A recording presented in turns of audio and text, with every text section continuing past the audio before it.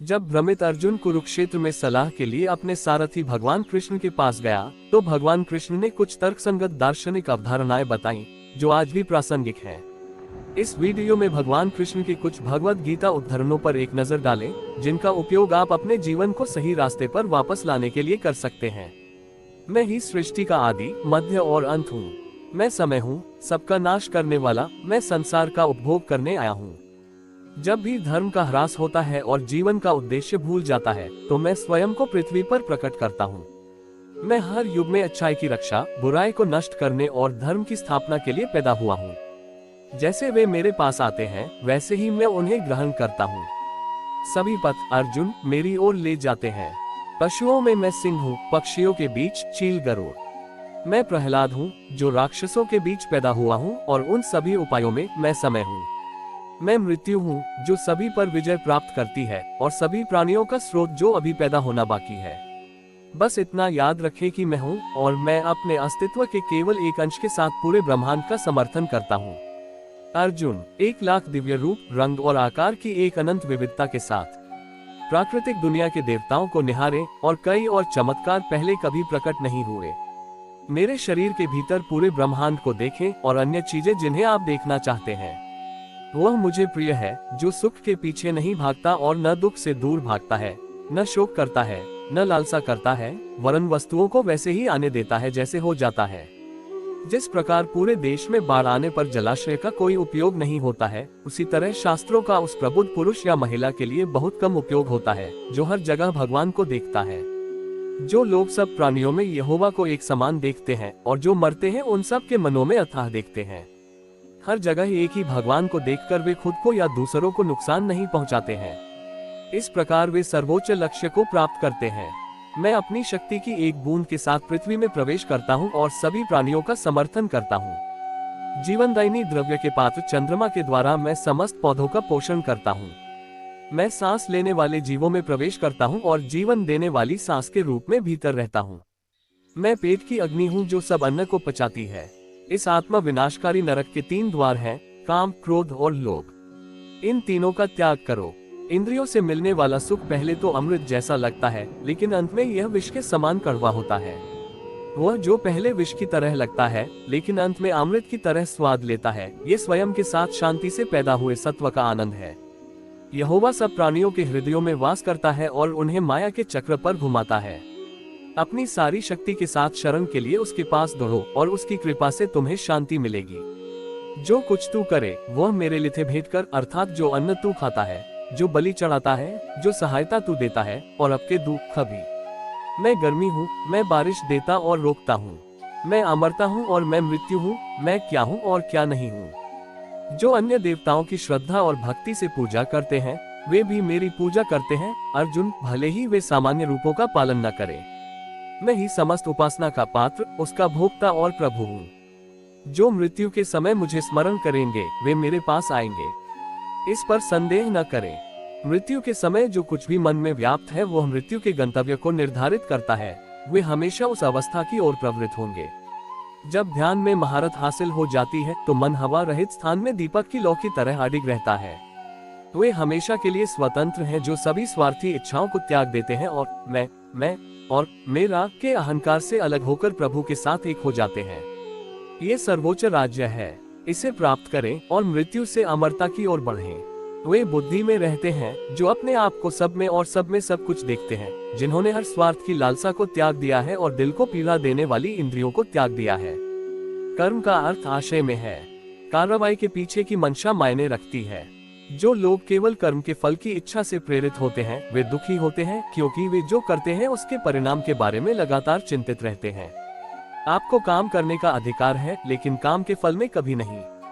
आपको कभी भी इनाम के लिए कार्रवाई में शामिल नहीं होना चाहिए, और न ही आपको निष्क्रियता की लालसा करनी चाहिए।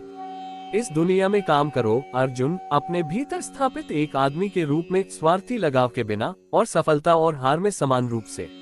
योग के लिए मन की संपूर्ण समता है।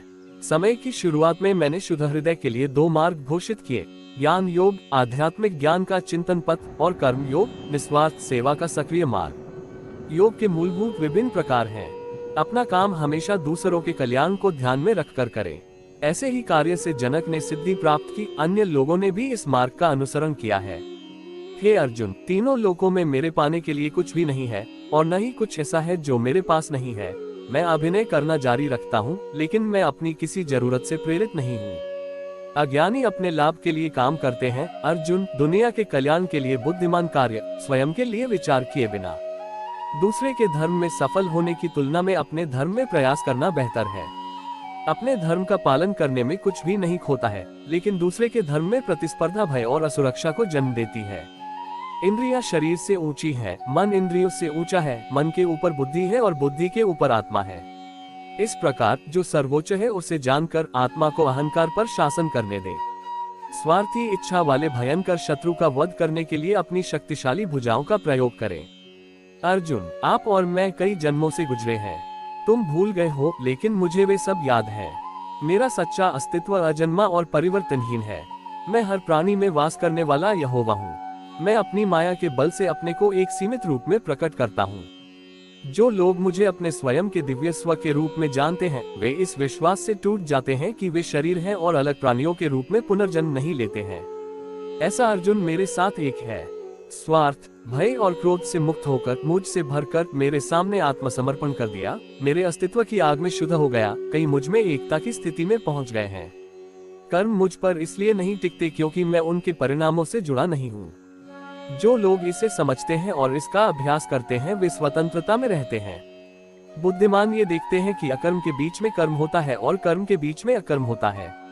उनकी चेतना एकीकृत है और प्रत्येक कार्य पूर्ण जागरूकता के साथ किया जाता है। चढ़ाने की प्रक्रिया ब्रह्म है, जो अर्पित किया जाता है वह ब्रह्म है। ब्राह्मण ब्रह्म की अग्नि में यज्ञ करता है। जो प्रत्येक कर्म में ब्रह्म को देखता है, उसे ब्रह्म की प्राप्ति होती है। हे अर्जुन, ज्ञान की भेद किसी भी भौतिक भेद से बेहतर है, क्योंकि सब कामों का लक्ष्य आत्मिक बुद्धि है। उन लोगों से संपर्क करें जिन्होंने जीवन के उद्देश्य को महसूस किया है और उनसे श्रद्धा और भक्ति के साथ सवाल करें। वे तुम्हें इस ज्ञान में निर्देश देंगे। हे अर्जुन, यदि आप पापियों में सबसे अधिक पापी होते तो भी आप आध्यात्मिक ज्ञान की बेड़ा से सभी पापों को पार कर सकते थे। तुम खाली हाथ आए हो और खाली हाथ चले जाओगे। जैसे आग की गर्मी लकड़ी को राख कर देती है, वैसे ही ज्ञान की आग सभी कर्मों को भस्म कर देती है। जो ब्रह्म के प्रति समर्पण करते हैं, वे सभी स्वार्थी आसक्तियां पानी में साफ और सूखे कमल के पत्ते की तरह हैं। पाप उन्हें छू नहीं सकता। जो लोग अपने सभी कर्मों में आसक्ति को त्याग देते हैं, वे 9 द्वारों के शहर में शरीर के मालिक के रूप में संतुष्ट रहते हैं। उन्हें कार्रवाई करने के लिए प्रेरित नहीं किया जाता है, न ही वे दूसरों को कार्रवाई में शामिल करते हैं। जिनके पास ये ज्ञान है, वे सभी के लिए समान सम्मान रखते हैं। वे एक आध्यात्मिक साधक और एक बहिष्कृत, एक हाथी, एक गाय और एक कुत्ते में एक ही आत्मा देखते हैं। इंद्रियों की दुनिया में कल्पित सुखों की शुरुआत और अंत है और दुख को जन्म देते हैं। अर्जुन, बुद्धिमान उनमें सुख की तलाश नहीं करते, लेकिन जो शरीर में उत्पन्न होने वाले काम और क्रोध के आवेगों को दूर करते हैं, वे पूर्ण हो जाते हैं और आनंद में रहते हैं। वे अपना आनंद, अपना आराम और अपना प्रकाश पूरी तरह से अपने भीतर पाते हैं। भगवान के साथ संयुक्त वे ब्रह्म में निर्वाण प्राप्त करते हैं। क्रोध और स्वार्थी इच्छा से मुक्त, मन में एकाकार, जो योग के मार्ग का अनुसरण करते हैं और स्वयं को महसूस करते हैं, वे उस सर्वोच्च स्थिति में हमेशा के लिए स्थापित हो जाते हैं। मुझे समस्त प्राणियों का मित्र, जगत का स्वामी, समस्त यज्ञों का अंत और समस्त आध्यात्मिक विद्याओं को जानकर अनंत शांति को प्राप्त होते हैं। जो लोग ऊर्जा की कमी या कार्रवाई से परहेज करते हैं, वे नहीं हैं जो बिना इनाम की उम्मीद के काम करते हैं, जो ध्यान के लक्ष्य को प्राप्त करते हैं।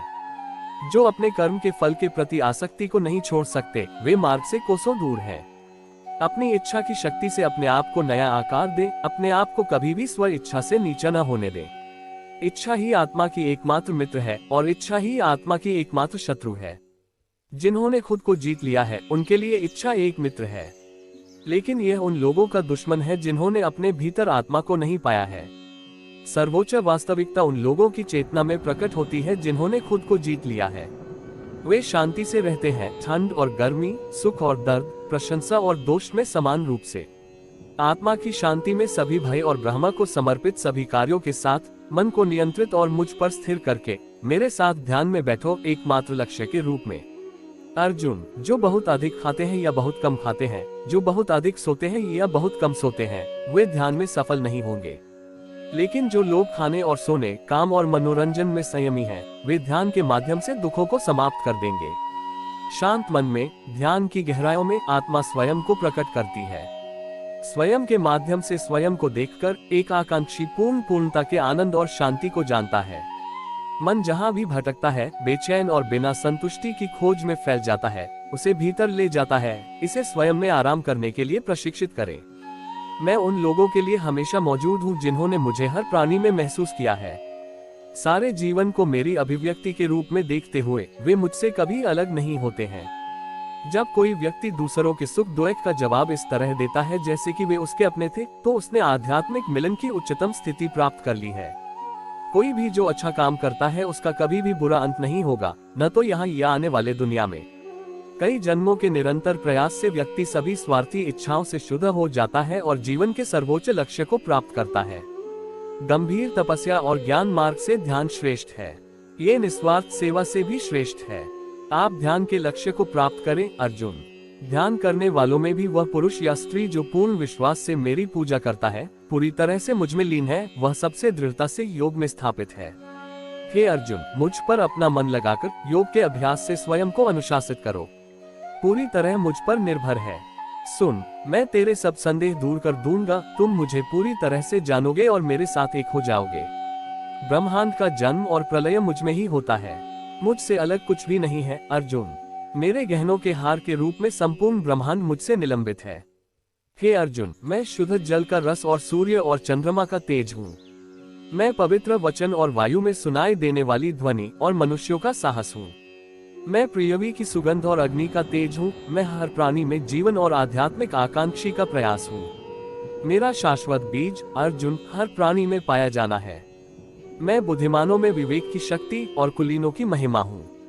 जो बलवान है उनमें मैं बल हूँ, जोश और स्वार्थ से मुक्त हूँ।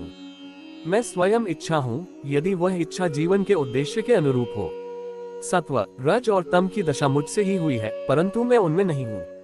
3 गुण मेरी दिव्य माया को बनाते हैं, जिसे दूर करना मुश्किल है, लेकिन वे इस माया को पार करते हैं जो मेरी शरण लेती है। कुछ दुख के कारण आध्यात्मिक जीवन में आते हैं, कुछ जीवन को समझने के लिए, कुछ जीवन के उद्देश्य को प्राप्त करने की इच्छा से आते हैं, और कुछ ऐसे आते हैं जो ज्ञान के पुरुष और महिलाएं हैं। भक्ति में अटूट, सदा मेरे साथ संयुक्त ज्ञानी पुरुष या स्त्री अन्य सभी से श्रेष्ठ है। ज्ञानी बहुत जन्मों के बाद मेरी शरण लेते हैं, मुझे हर जगह और हर चीज में देखते हैं। ऐसी महान आत्माएं बहुत कम होती हैं। मोह माया से जगत नहीं जानता कि मैं जन्महीन और अपरिवर्तनशील हूँ। मैं भूत, वर्तमान और भविष्य के बारे में सब कुछ जानता हूँ अर्जुन, लेकिन मुझे पूरी तरह से जानने वाला कोई नहीं है। मोह आकर्षण और द्वेष के द्वंद्व से उत्पन्न होता है अर्जुन। प्रत्येक प्राणी जन्म से ही इनसे मोहित होता है। जो मुझे ब्रह्मांड पर शासन करते हुए देखते हैं, जो मुझे अधिभूत, अधिदैव और अधियज्ञ में देखते हैं, वे मृत्यु के समय भी मेरे प्रति सचेत हैं।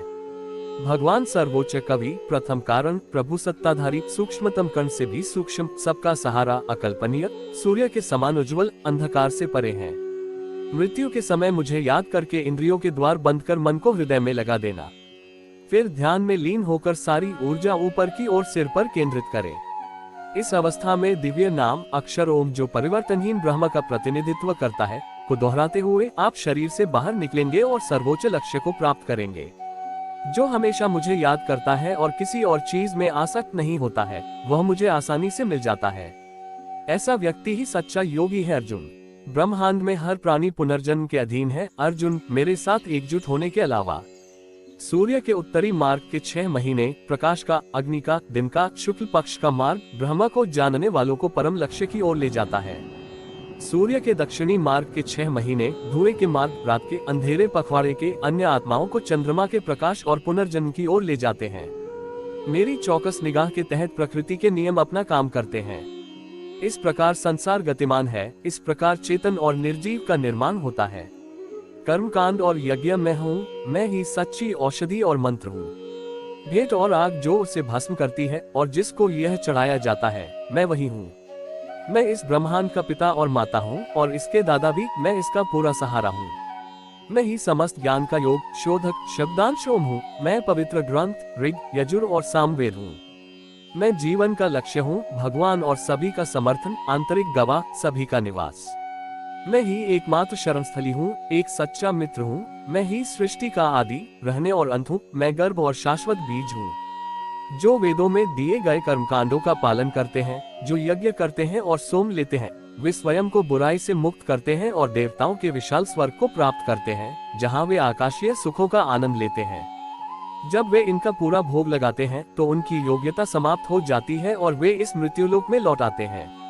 इस प्रकार वैदिक अनुष्ठानों का पालन करते हुए, लेकिन इच्छाओं की एक अंतहीन श्रृंखला में फंसकर, वे आते हैं और चले जाते हैं। जो बिना किसी अन्य विचार के मेरी पूजा करते हैं और लगातार मेरा ध्यान करते हैं, मैं उनकी सभी जरूरतों को पूरा करूंगा।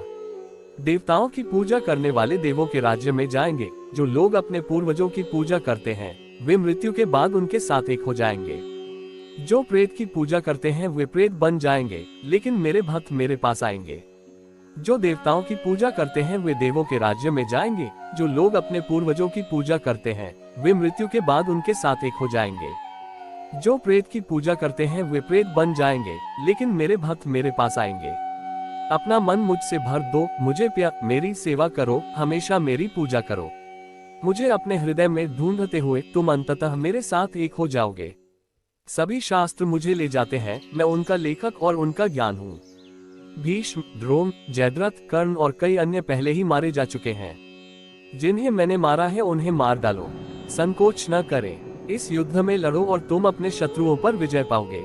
न वेदों के ज्ञान से, न यज्ञ से, न दान से, न कर्मकांडों से, न ही घोर तप से, जो तुमने देखा है, हे वीर अर्जुन। वास्तव में यांत्रिक अभ्यास से बेहतर ज्ञान है। ज्ञान से श्रेष्ठ है ध्यान। लेकिन परिणामों के प्रति आसक्ति का समर्पण अभी भी बेहतर है, क्योंकि तत्काल शांति मिलती है। कुछ लोग ध्यान के अभ्यास के माध्यम से अपने भीतर की आत्मा को महसूस करते हैं, कुछ ज्ञान के मार्ग से और अन्य निस्वार्थ सेवा से। हो सकता है दूसरे लोग इन रास्तों को नहीं जानते हो, लेकिन एक प्रबुद्ध शिक्षक के निर्देशों को सुनकर और उनका पालन करते हुए वे भी मृत्यु के पार चले जाते हैं। सूर्य का तेज जो जगत को प्रकाशमान करता है, चंद्रमा और अग्नि का तेज, ये मेरी महिमा है। शांति, नम्रता, मौन, आत्मसंयम और पवित्रता, ये मन के अनुशासन है। स्वार्थी कार्यों से बचना एक प्रकार का त्याग है, जिसे संन्यास कहा जाता है। कर्मफल का त्याग करना दूसरा है, त्याग कहलाता है। निस्वार्थ प्रेम से मेरी सेवा करने से पुरुष या स्त्री गुणों से परे हो जाते हैं। ऐसा व्यक्ति ब्रह्म से मिलन के योग्य होता है।